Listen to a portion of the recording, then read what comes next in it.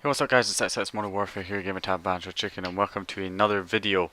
So this video I'm making is here to thank you guys for getting me up to 4,000 subscribers now, and I'm going to be doing one of these videos like every 1,000 subs.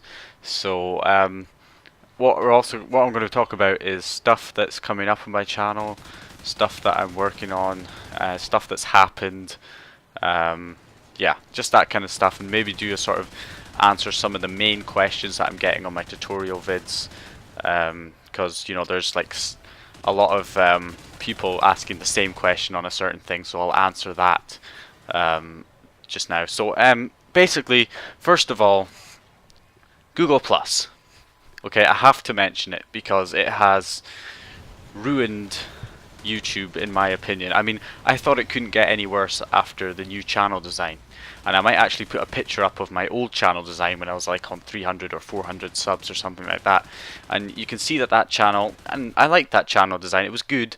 The 2010 one was better, and then they updated to the current one that I have now, which only allows that little banner for, that's like the max customization you can really do with your channel, is add that little banner at the top.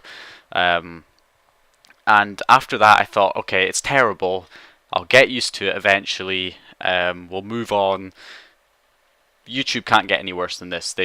That's it. Surely it can't get any worse. And lo and behold, they somehow managed to fuck it up even more by adding this Google Plus integration. And it wouldn't bother me as much. And I'm sure a lot of people are not bothered by the change. They don't really care. It's like, okay, there's Google Plus, big deal. It's integrated, they're not really bothered. But people who are uploading videos, like me, who uploads videos and try to answer your comments and your questions, it gets very frustrating with the new system. And I'm just not answering as much comments as I used to. I'm still getting people on the old system who are commenting, and it's showing up in my YouTube inbox, and I'm actually more likely to reply to them because that's the system I'm familiar with and that I prefer, and it's quicker for me to answer the comments that way. But only so few people are on the old system, and the majority of people have moved over to the new system with that stupid bell icon at the top right. And it's some people. To begin with, I was ignoring the ones that said this person has shared your video, so I was like, okay, he shared my video, that's great, but it's probably not, it won't be a comment because it says it's a share. But when I click on it, it's actually a comment as well. So I missed out a few of those, and there's stuff like this person's added you to their circle in amongst my comments. Like, the hell is that supposed to mean? This person has added you to their circle? I mean, what? My circle. You know what? You don't have a patent on the circle, Jack. And by the way, you're not even in your own circle right now. That is untrue. I say who's in or out of the circle. Well, I'm confused. Whose circle am I in? I don't use Google Plus. I never want to.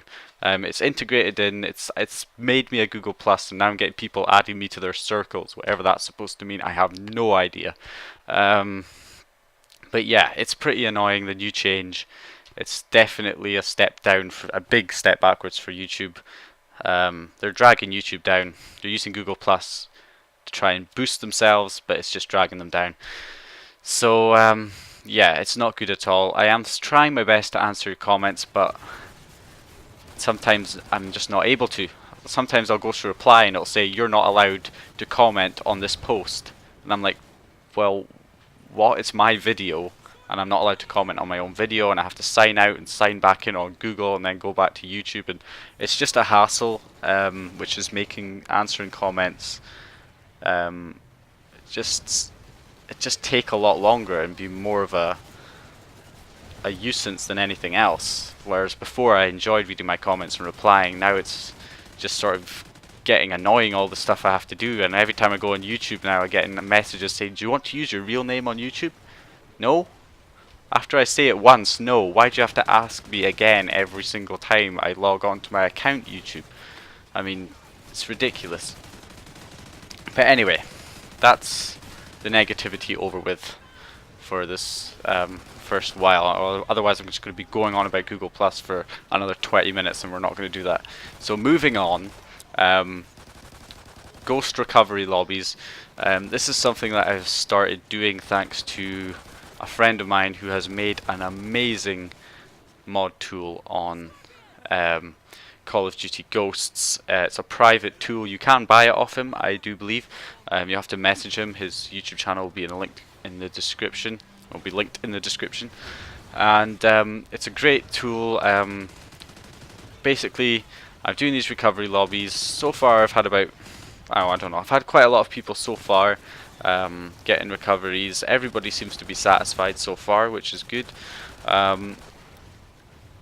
Some people, I'll address some of the questions I'm getting from people about this. Some people are asking, why do you have to recover the account onto my JTAG? Like, why do I have to recover your account? Why can't I just host a lobby? Well, hosting a lobby, you can't set stats or do unlock all in a lobby. All you can do in a lobby, I believe, you might be able to do squad points in a lobby. I don't hold me to that. I do not know actually. I think it's just XP. It may be squad points as well, so I'm sorry if I get that wrong, but you definitely can't set stats or unlock all in a lobby. You can only really do XP in a lobby, I believe. And the problem with that is it sets your XP really high. It doesn't look legit. It doesn't set your stats. So, you know, if you've just started playing and you get into an XP lobby and suddenly you're 10th prestige level 60, and yet your stats and your wins are like 1 win, 0 losses, or you know, maybe 5 kills and you're 10th prestige level 60, it's going to look very suspicious, and it is likely that you would get banned for something like that. Plus, they can monitor. I'm not saying they do monitor all the time, every game, but they can monitor your games. And when you're in the game, getting these kills and you're getting loads and loads of XP per kill, it's obvious. They can see it in the game. It's happening in the game. They can monitor that. And people have been getting banned for XP lobbies. Not so much now because so many people are doing it and they can't ban everybody, but you do have more of a chance of getting banned if you do it lobby. If you do a lobby instead of a recovery. With a recovery, as you can see in my videos, I might put it up on screen now, just part of my video so you can see, I actually changed the prestige, the rank. I do unlock all, everything. Not even in a pre-game lobby, not in-game, not even in a game lobby, just at the menu. Just at the menu, on my own, in the menu, and I'm changing the prestige, setting the level, setting the stats. They can't monitor that, and therefore it's very unlikely you would get banned for it. I'm not saying it's impossible, but it's a much smaller chance than getting banned for the likes of an XP lobby. Recoveries are undetectable, which is great, whereas XP lobbies are not undetectable, and with recoveries you can also set the stats to make it look a lot more legit. And so far I'm happy to report that none of the people I have done a recovery service for have been banned yet. Nobody has been banned at all, which is great, and I knew they wouldn't get banned because it's just such a perfect system the way it works. So yeah, basically that's the service. Unlock all. It's basically I do 10th prestige level 60 because that's the max prestige you can get at the moment. They might do an update later on where you can get more prestiges, I don't know, but at the moment it's 10th level 60 is the highest. I can set any prestige you want, any level you want, and do unlock all, and of course we're just unlocking everything in the game, and setting legitimate stats or whatever stats you want. I recommend legit to make it less likely of being banned, but you can ask me to set whatever stats you want. You can also get loads and loads, well, you will get loads and loads of squad points as well. So yeah, that's what you get for the service. It's $20 for multiplayer, $25, that's US dollars, for multiplayer and extinction, both of those. So, and the max prestige in extinction is 5th level 31 with everything unlocked. So anyway, that's it. That's the recovery lobbies. That's why I do recoveries rather than lobbies, that like actual XP lobbies. Much less likely of getting banned. Okay, so moving on to the comments. I have been getting quite a lot of comments. Right, I'm just going to go over the comments or the questions I mainly get asked on my tutorials. First of all, JTAG tutorials episode 1. Don't ask me why, but I'm getting so many comments from people saying XX menu 1.2 shows up as corrupt when I put it on my console. It's the title of the video is JTAG Tutorials. The intro on the video says JTAG Tutorials. I have put it in the description that you need a JTAG or RGH console to do this, and I have also put a comment at the top on that video that says, why are people messaging me about it not working, because you do realize it only works on a JTAG or RGH console. For some reason, I don't know if people just can't read at all, but I'm still getting messages of people saying, hey, it's showing up as corrupt on my console. Well, yeah, it's because you're using a retail console. XCX menu is homebrew and it will only work on a JTAG or a Reset Glitch Hack console. So yeah, hopefully, well, I know I'll still get messages. I'm pretty much ignoring the comment section on episode 1 of JTAG tutorials at the moment, because I'm just getting flooded with those comments from people who do not understand that you need a JTAG to actually get XCX menu to work. Okay, so what else? We've got JTAG tutorials episode 3, which is the dash launch one. I had a few comments, most people saying the same thing, that dash launch was not working on their console.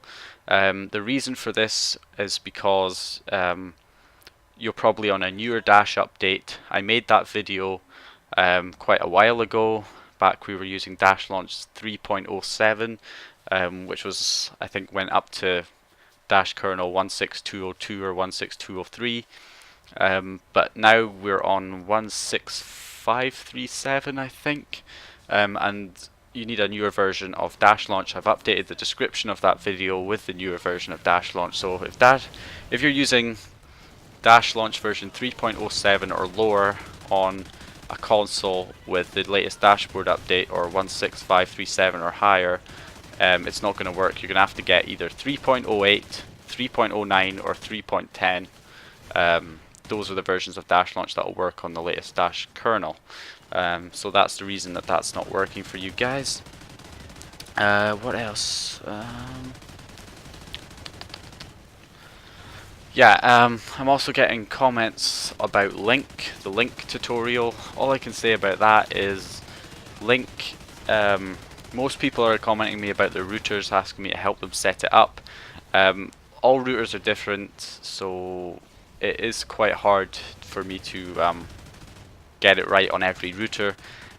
But what I would recommend for people who are not able to port forward because it doesn't look the same as mine, or nothing's the same as the way my router was set up or configured, your best bet is to go onto a website. I think it's called portforward.com.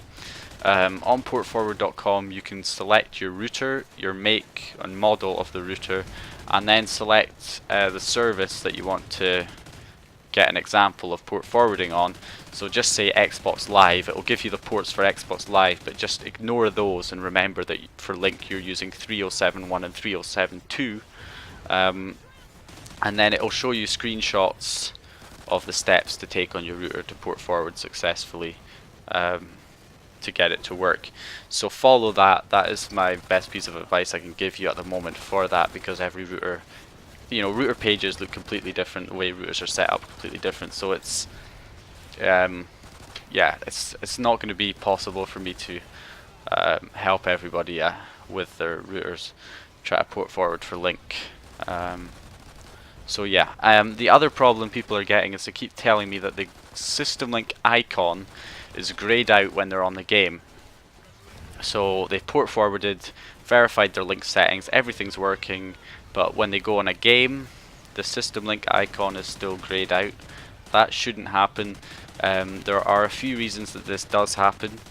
The most common reason, and this is the one you should definitely try first, is relink your JQE360 account. It sounds simple, but the majority of the time that is the problem.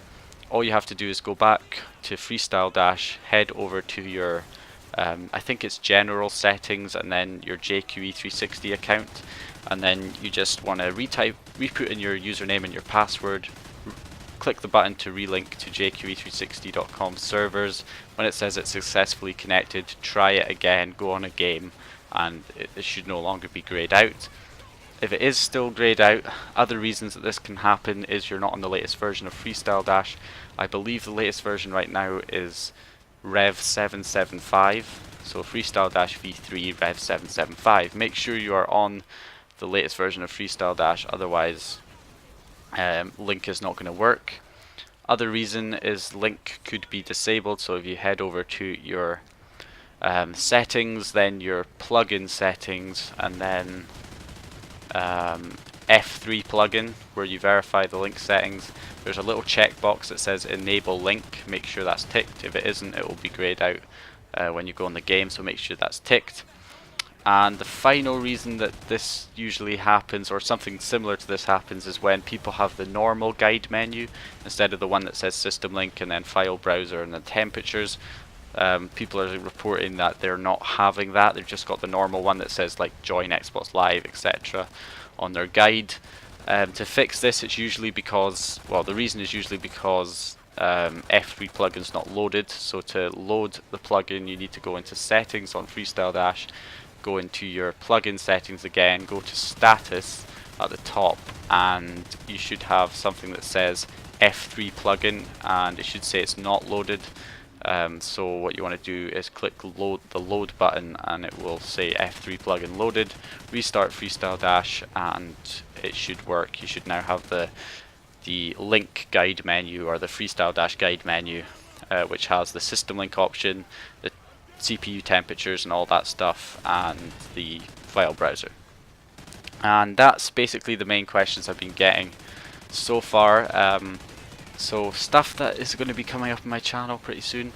I'm hoping to have more hardware tutorials up as soon as possible, but I have been focusing on other stuff lately. More JTAG tutorials are on the way. I'm planning to do one on how to set up a dev kit NAND on your console, how to use Xconnect, and how to real-time edit Call of Duty games and real-time edit Halo. Those tutorials are coming up soon, and yeah, that is most of it. That's the stuff I have planned for just now anyway, and there will be lots more hardware tutorials coming up. Once I get the next tutorial up, you should see a steady stream of those tutorials coming up every week. So anyway, that's it guys. Thank you very much for getting me to 4,000 subscribers. That's gone up 1,000 in I don't know, a month. I would have to check. I don't know. It's gone up faster than I expected, as it normally does, which is pretty sweet. It always exceeds my expectations, and the subscriber count just goes up way more than I would have expected. If you liked the video, please leave a like, and of course comment if you have any questions. Subscribe if you haven't subscribed already, and I will see you guys in my next video.